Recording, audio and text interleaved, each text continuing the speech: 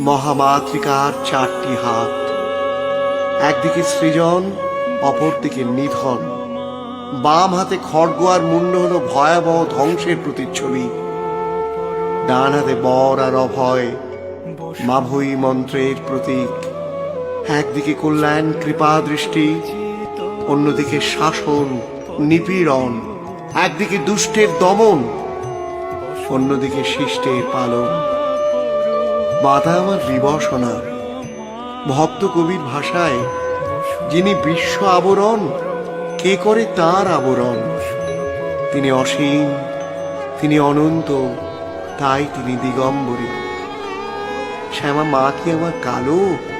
মহাকালী যে রূপাতীত, অসীম, তিনি যে নিরাকার। ভক্ত কবি বলছেন, বসন পর মা, বসন পর, বসন পর।